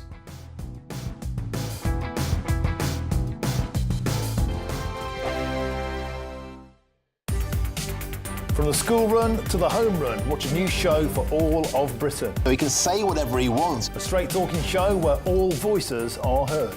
And, you know, when are we going to stop talking about smashing the gangs and actually do it? With the stories that matter from every part of our country. There's a bit of a crash landing there for your Chancellor. Bold, fearless and standing up for you. That's me, Martin Daubney, 3 p.m. till 6 p.m, weekdays, here only on GB News. The People's Channel, Britain's news channel. Good afternoon, Britain. Weekdays from midday. There's a big change in the age of parents, so first-time parents are getting older and older. There's been a significant increase in the number of men over 60 becoming fathers, a 15% increase in just 1 year, and an increase in the number of babies born to foreign parents. But what's really, really concerning is that what's called the total fertility rate, that's the average number of babies that each woman has over her childbearing life, has gone down again, and it's now at a record low, just 1.41 children on average per woman, and of course we need about 2.1 to have a stable population. Now, a lot of people think, well, why don't we want the population to decline? We've been warning about burgeoning population for 50, 60 years now, but I think the really important factor to consider here is it's not really the overall size of the population that matters so much as the proportion of young to old, because that is what we need in order to have enough people working, enough people paying taxes to support people who are retired, to support people who are sick. And that is going down and down and down with huge economic consequences. Do the figures divide it so that they can say whether the children are of African heritage or of this or of that? Does it tell you those sorts of statistics as well? And if so, what are the... What are they? Yes, so we know the nationality of mothers who give birth, and in terms of foreign mothers, the greatest number of babies are born to women of Indian and Pakistani heritage. So they are the biggest numbers, the biggest nationalities. But I think what's really important to note is that even with the huge and unpopular levels of immigration that we've had, even with those levels, the birth rate is still falling and the ratio of young to old is still going down. GB News, the People's Channel. Decisions made in Washington aren't just shaping America, they're shaping Britain too. From migration to global security, from crime to health. Whatever happens in the White House today will be felt in your town or city tomorrow. That's why The Late Show is live from Washington, D.C. Cutting through the politics to show you what it all means for Britain. The Late Show live every night at midnight. Only on GB News, Britain's news channel.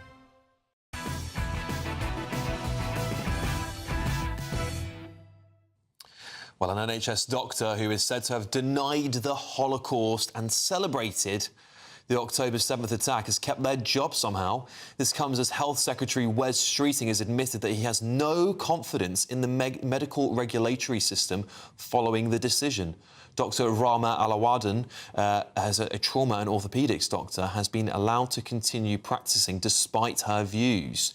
Her lawyer has maintained that she has a right to express views that could shock or offend. But we can now speak with the Director of Investigations Enforcement at the Campaign Against Anti-Semitism, Stephen Silverman. Stephen, thank you so much for joining me to talk about this topic tonight. When I heard about this, my initial thought was, if you're a Jewish person going into the NHS and a doctor with these kinds of views sees you, would you feel safe under their care?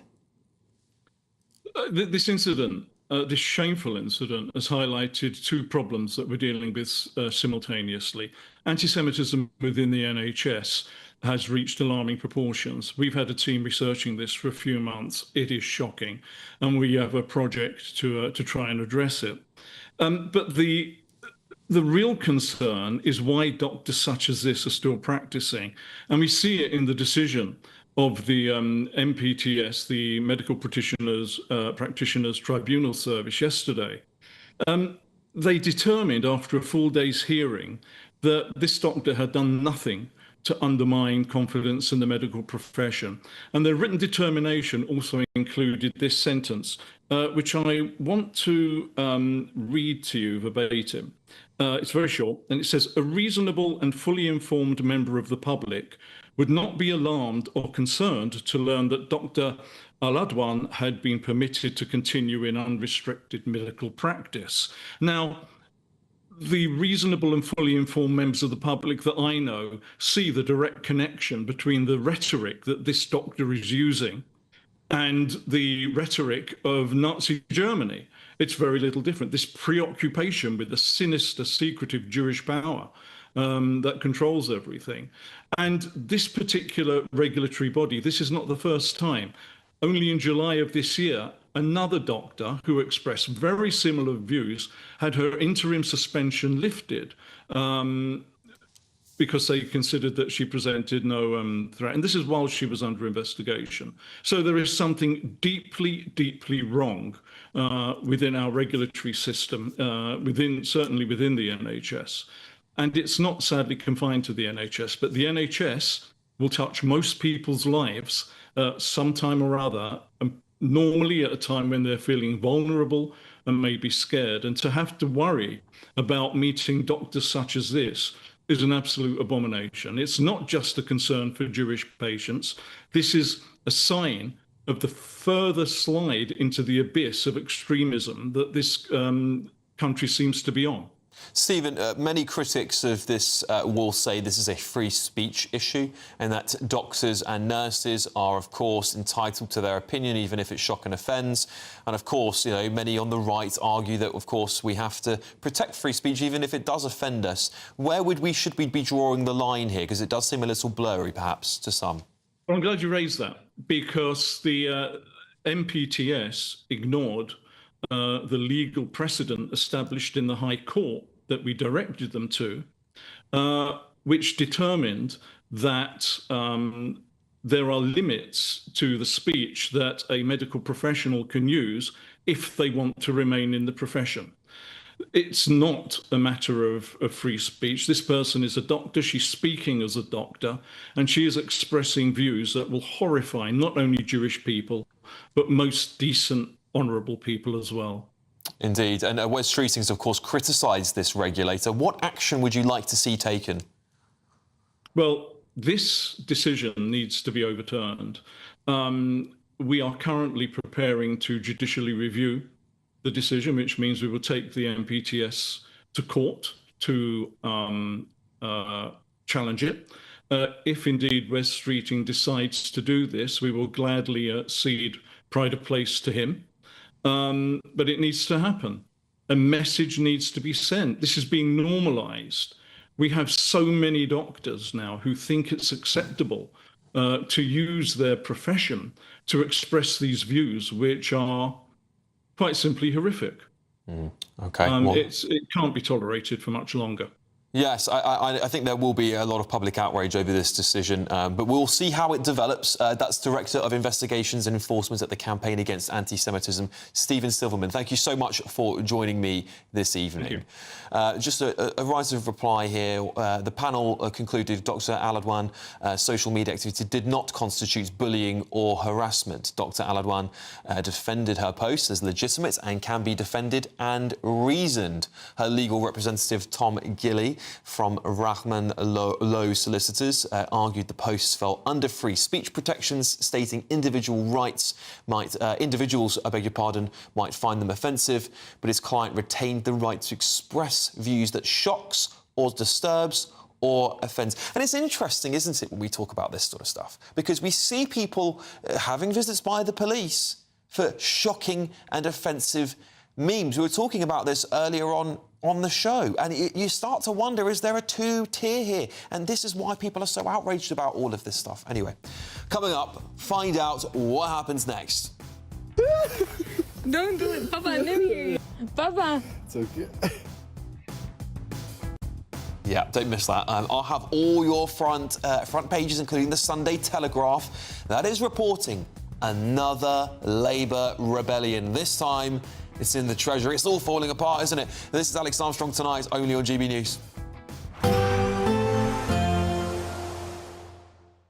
Ready to soak up that holiday sunshine? Won't we need some cover? No worries. All sorted. All Clear Travel Insurance sponsors GB News travel destinations forecast. Storm Gabrielle could bring some unsettled weather across parts of Spain and Portugal, turning wet and windy here. We could see some blustery showers move through across Madeira, eventually pushing south into parts of Tenerife. But where we see the storm, it's likely we'll see some wet weather, possibly even some strong winds, particularly around exposed coasts. Across much of northern Europe, mostly settled, but it's likely we'll see continuous showers across the Adriatic coastlines and at times across parts of Greece. A mix of showers and sunshine into next week, and temperatures around about average for the time of year. All Clear Travel Insurance sponsors GB News travel destinations forecast. Good evening, welcome to your latest GB News weather from the Met Office. It's been a quite damp Saturday for many of us, and that rain that we've seen will gradually clear its way eastwards as we go throughout Sunday, where it will turn a little bit drier. But the weather front giving us that rain still situated out to the west of the UK through Saturday evening, slowly transitioning its way eastwards as we go through the rest of this evening. It will continue to bring some quite heavy rainfall across parts of Scotland, that pushing its way northwards into the early hours of Sunday morning. And that weather front across the southeast as well could be quite slow to clear, but it'll be across parts of Wales and southwest England that we're likely to see the chilliest temperatures, perhaps the odd touch of frost in places. And under those clear skies, we could see some mist and fog too. However, a bit of a milder start, particularly if you're stuck underneath that cloud and rain. Quite a damp start too across much of northern Scotland. Some outbreaks of heavy blustery rain, some showery rain as well. A little drier further south and further east, but there will still be a few showers around, and a similar picture too across parts of Northern Ireland and northern parts of England, with a few showers to start the day. Once any mist and fog has cleared, it will be parts of Wales and southwest England that see the brightest start on Sunday morning. But across the southeast, that weather front does continue to linger for a time, bringing some cloudier skies, some outbreaks of patchy rain as we go towards Sunday afternoon. The weather front in the north clears its way northwards, perhaps still affecting parts of Shetland and Orkney through Sunday afternoon, but for many it'll be a day of sunny spells and one or two isolated showers in the north, and pleasantly warm in that prolonged sunshine across the south with highs of 19 or 20 degrees. That weather front eventually clears its way across the southeast into the start of Monday, and it'll be a dry, bright, but perhaps rather chilly start on Monday morning. Any mist and fog that we see could be a little slow to clear. Further north, that sunshine quickly turning hazy as we see a weather front arriving across the northwest, and that sets us up through much of next week with a northwest-southeast split developing, staying dry in the southeast, but temperatures are a little on the rise by the time we get to Wednesday. You want to know what's really going on in the corridors of power? Labour don't know what to do with you half the time, and that makes you quite lethal in the chamber. Get behind the headlines with Chopper's Political Podcast. Join me, Christopher Hope, as I sit down with the great and the good of British politics. We'll see where this ruling takes us. These are the stories shaping our nation. Chopper's Political Podcast, available now on all platforms. Listen in and stay ahead. Exciting news. Every Friday, my Patrick Christie's Tonight Show is going to have a twist to it. We're welcoming some special guests. You. That's right, on Fridays I'm going to be doing my show in front of a live studio audience because this show is about you and what you have to say. It's going to be the same big debates, same big topics, same big opinions, but every Friday night at 9 p.m. you are invited to come on down to Patrick Christie's Tonight to be a part of the action. Only on GB News, the People's Channel, Britain's news channel.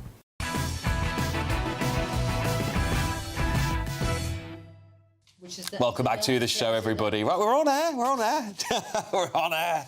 Panel's already rearing to go, so we're going through your front pages for you. This is Alex Armstrong Tonight, of course. Let's bring you those front pages right now, shall we? The Independent, blow for Reeves as UK's economic forecast slashed.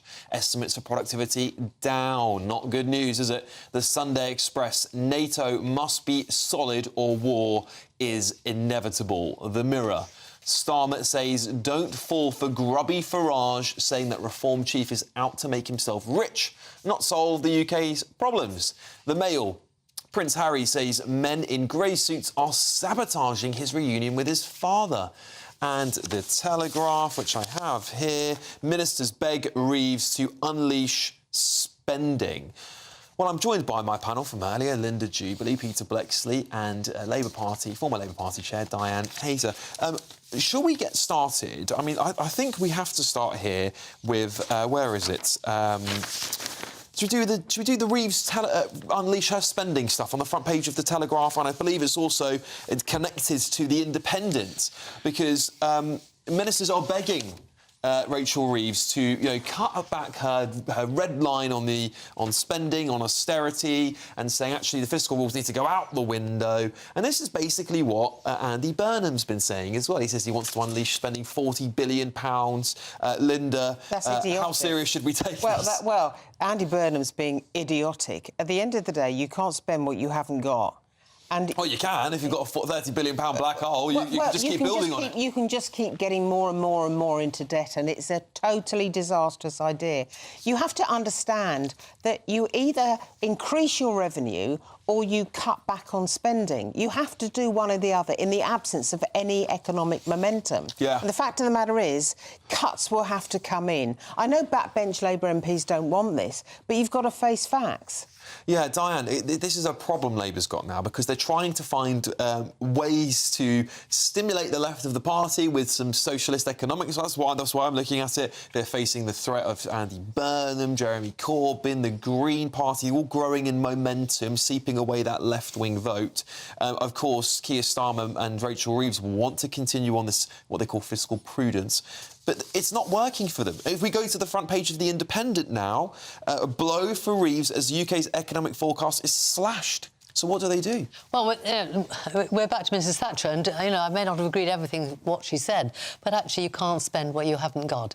And, I think there is a problem for Labour that we got into office with a big majority, and a lot of our new MPs thought, whoopee, this is the time for everything, quite rightly, that they want, because we hear from constituents that they do want bigger schools, better schools, they do want more in the health service, they do want our potholes covered, cleared up. They want an awful lot from the government, but aren't prepared to pay in taxes. And I think that is a big challenge for any government. I think, if Reform or anyone else gets into government, it's really difficult to say to the electorate, actually, you're wanting, quite rightly, all these things, and it's hard to pay for. I'm sorry to jump to another one, but if you've got the Express there, you could show that. NATO must be solid or war will be inevitable. Yeah. We have to pay for things like that. The first job of any government is to keep its nation safe. So we've got to do that. So we've got to add on that the population does want more. The population doesn't want to pay taxes, and any government has got to stand up. And I think Rachel and Keir will stand up and will not give in to demands that are actually, we can't afford to pay. Well, that's true, but at the same time, spending has been out of control by successive governments, not just this one, but they are spending things, Peter, like, net zero. We've got to talk about this carbon capture plant that's going to cost the country £24 billion, and the country's in a £30 billion black hole. And you start to say, well, you're making ideological decisions here about the economy. You're going to have to raise taxes. We know tax rises are almost certainly coming. What can they do? Or and I'm absolutely serious about this, £7,000 on 2 beds that Rayner spent. Socialists are very good at spending other people's money. And I know that Reeves has set up these fiscal rules that she's trying to hold on to, but of course, once again, we see the lunatic left wing of the party putting pressure on. It would appear now ministers, according to the front page of the Sunday Telegraph today, putting pressure on her. They want to spend more money. Well, where's it going to come from? Yeah. Well, you see, Diane has highlighted a very important point here, in that a country's first duty is to defend itself. Yep. President Trump has told us that we need to get our defence spending to 5% of GDP. Now, that is an enormous task for us.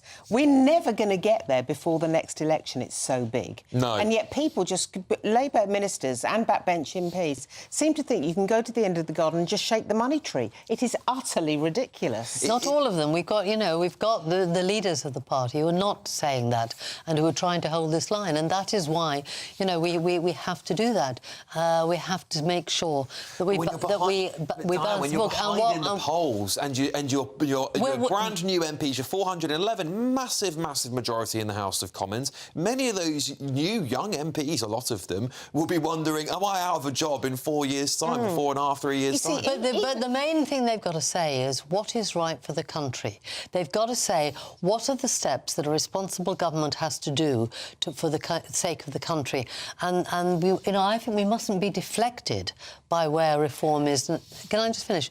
By reform is now. That isn't to say we don't listen to the issues they're raising, but if we start getting deflected by thinking, gosh, in 4 years' time we might lose, and therefore we must do things to stay in, that will not be right for the country. It doesn't really matter whether a minister holds a line, because what we saw when the benefits debate came up was the backbench pushed that bill back. Now, there is no question that benefits have to be cut. We even have to look at the triple lock on pensions. We have to do some very painful, difficult things, and it doesn't matter whether a minister holds their line if they're not backed by backbenchers when it comes to passing through legislation. This is difficult. Being in government is tricky. Well, it's a hard job, Peter, but something's got to give, because you know the British public do not want tax increases. If you look after the pennies, the pounds will take care of themselves, is what my dear mum always told me. She's still with us, by the way.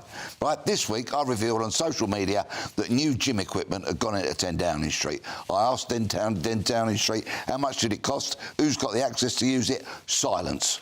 Yeah, well, we also know civil servant spending has also gone through the roof, don't we? Because they're earning more. Some of them earning 300 grand and upwards, which is more than we could possibly bargain for. This is the bonkers stuff, isn't it? We've been told time and time again that government spending is getting under control, but we now know government spending is higher than it's ever been. We're going to come back onto more front pages, because the front page of the Mail here saying Labour conference in turmoil. Do leaked texts prove Prime Minister Keir Starmer misled the Commons over secret donations? And just more on that breaking story from earlier on this evening, more about the Prime Minister. Did our Prime Minister avoid inheritance tax? Well, a Sunday Times journalist on X is asking this evening, did Keir Starmer give land to his parents via a trust guaranteeing their estate? But we now have an update. According to X, there will be more on this story tomorrow, so you're going to have to tune in tomorrow at 9 o'clock to find out more. And coming up... Hello. Hi. Hello. What's Lewis Capaldi doing up there, hey? Plus, more of your front pages, and there's a corker on the front page of The Sun. See you shortly. In the GB Newsroom, we bring you the news as it happens. With our team of dedicated journalists across the UK. We're ready to keep you up to date with what's happening every half an hour, every single day. Bulletins here on GB News. The People's Channel. Britain's news channel. This is GB News, Britain's news channel. What I want to talk about now, though, is a Christian street preacher who was shut down by London's Transport Police outside King's Cross Station. Now, she has exclusively spoken to GB News, claiming that Christians are being heavily persecuted in this country and that police are not doing this to other religious speakers. Shocking, indeed, if true. Well, are we living in this two-tier approach by the authorities that we hear so much about? I'm delighted to say I am joined now in the studio by that street preacher herself, Monique Bailey. It is true that the police did tell us that you need a permit, so that is truth, but it's the way it was handled. She was very... It was just astonishing. I just couldn't believe how a police person could come against us like that. Like, we were abiding by the rules. And by the way, I didn't actually put the full clip on just to, in a way, save her, because it actually got worse. OK. Yeah. Monique, can I just quickly ask, if you take a step back and look at Britain, you know, as a Christian, you see the demonstrations that we've had since October 7th, some would say pro-Hamas, anti-Israel demonstrations, pretty overt displays of anti-Semitism. Yeah. We've had the Lucy Connolly case. We've had, I would argue, clear evidence of a two-tier approach within our judicial legal system. Do you think that we are actually now entering a society where some groups, some religions are treated much more harshly than others? Do you think, for example, if you had been a Muslim preacher in King's Cross Station, the reaction would have been the same? Yeah, of course, every religion gets something thrown at them, but I do think, of course, Christianity is the most persecuted, and I do think we will see it more. GB News, the People's Channel. 5 hosts, 5 opinions, 5 fearless debates, 5 unfiltered takes on the day's news. 5 reasons not to be anywhere else on Saturday night. This is the Saturday 5. You got me.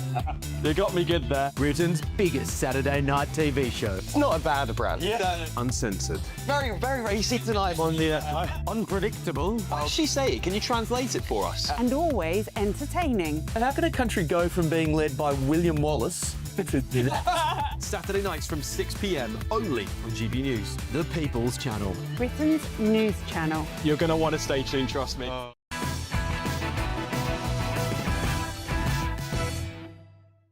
That's everyone's favourite time of the year, isn't it? Labour Party conference getting underway tomorrow, and the Camilla Tominey Show will be live from Liverpool. Joining Camilla is Housing Secretary Steve Reed, Shadow Housing Secretary Sir James Cleverly, plus former Tory chairman and Reform defector Sir Jake Berry. Trust me, you will not want to miss it. Tune in tomorrow from 9:30 a.m. Now let's get to some other front pages, shall we? The Observer. Beautiful front page here, roses and thorns. That's the England's women team. Absolutely trashing Canada, thrashing them, was it 13-33 to England? Brilliant stuff, ladies, well done. The Sun, death threats, Skinner gets Spider-Man bodyguard, interesting. And The Times, interestingly, I think we can pull this around, says Keir Starmer. And I want to stay with that one with my panel because, of course, we've been teasing all night about this story in The Times we thought was going to break, which is about, allegations by The Times that Keir Starmer might have avoided inheritance tax. Now, that story, we expected it to be on the front page tonight, but it hasn't made it to the front page. So we'll see. Now, they're claiming, some of the journalists from The Times on X are claiming it will land tomorrow. So we'll see. I wonder who might have got involved. But instead, they're running this headline here, Diane. I think we can pull this round to Starmer. What do you think? Certainly. Come on. Listen, Labour Party's been in positions before. We always remember Harold Wilson, who actually won 3 elections. And when he was always... we're always undermining our leaders. We're really bad in the Labour Party. And he once said, I know what's going on, I'm going on. And that's basically what Starmer said. His phraseology isn't quite as good as Harold's, but listen, he's got a job to do. We're going to pull it round, and that's what he's saying. Harold Wilson knew a trick or two, and he did get through, and he won the elections. OK, well, it's strong talk there from Diane. Peter, what do you make of it? First of all, I have to take huge issue with what you just said. You said it's everybody's favourite time of the year when it's Labour Party conference. It is not. It is Christmas. OK? OK? Christmas. Totally agree. Right? How dare you insult the national holiday of the Labour Party? Well, what do you make of Keir Starmer thinking he can pull things around? Do you think it's too late for the Prime Minister? So 12 new towns or villages, £300,000 houses, 300,000 houses in total. I'll believe it when I see it, but even if they do get built, who's he going to fill them with? I wonder. Yeah, well, I mean, it's certainly not us, because the population here is basically amounted to flatline zero now. We can't incentivise our population to grow, and we know we've got millions of people coming in. But Linda, Keir Starmer, I think he can pull things around. He's going to reclaim patriotic values. I think he does two things here, which it's like he shoots himself in the foot. He doesn't stay ahead of the narrative. So he's on about patriotic values, and we know he's only doing that because Nigel Farage has stolen that ground already. And we'd like to see him with a little bit more charisma. But I just think that is impossible for him to develop because he's not that kind of person. Yeah. So, and the other point is he needs to drop all mentions of Nigel Farage because it's not helping him at all. There is no upside for him to keep talking about Nigel Farage. It just gives Nigel Farage the oxygen of publicity. Nigel Farage is living rent-free in every other party leader's head. They cannot help themselves. He's got an MRP poll out that says he's going to be Prime Minister. I'm not surprised. Yeah, but Keir Starmer needs to act with a little bit of self-discipline here and stop doing it. Yeah. It can't be that difficult. No, I think it's the same one in business, isn't it? You talk about your competition, everyone will go to your competition. Yeah. Because we'll talk about the Mail when we come back as well, because they're saying leaked texts prove Prime Minister misled Commons over secret donations, and of course that Times story that we thought we was going to break tonight, but it's going to break tomorrow, which we'll have to tune in tomorrow night now, won't you? Anyway, let's have a little look at Scottish pop star Lewis Capaldi, who's returned from a short break away from music, and it seems his career is taken to new heights. Hello. Hi. Hello. Welcome to Capaldi. And let's sing some songs.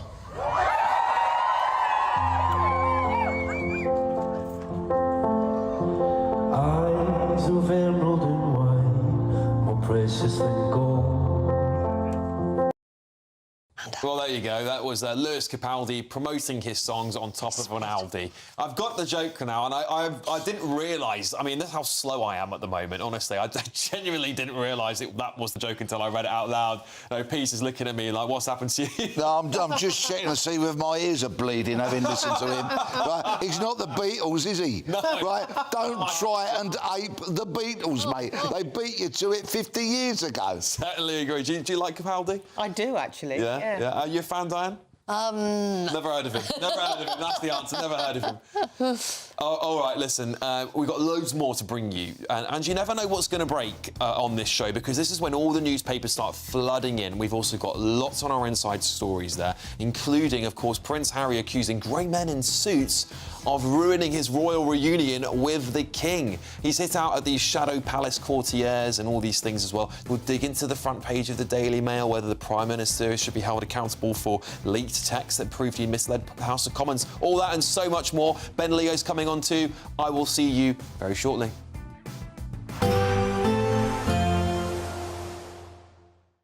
Expect warm spells with the odd rude interruption.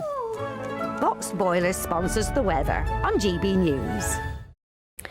Good evening, welcome to your latest GB News weather from the Met Office. It's been a quite damp Saturday for many of us, and that rain that we've seen will gradually clear its way eastwards as we go throughout Sunday, where it will turn a little bit drier. But the weather front giving us that rain still situated out to the west of the UK through Saturday evening, slowly transitioning its way eastwards as we go through the rest of this evening. It will continue to bring some quite heavy rainfall across parts of Scotland, that pushing its way northwards into the early hours of Sunday morning. And that weather front across the southeast as well could be quite slow to clear, but it'll be across parts of Wales and southwest England that we're likely to see the chilliest temperatures, perhaps the odd touch of frost in places. And under those clear skies, we could see some mist and fog too. However, a bit of a milder start, particularly if you're stuck underneath that cloud and rain. Quite a damp start too across much of northern Scotland. Some outbreaks of heavy blustery rain, some showery rain as well. A little drier further south and further east, but there will still be a few showers around, and a similar picture too across parts of Northern Ireland and northern parts of England with a few showers to start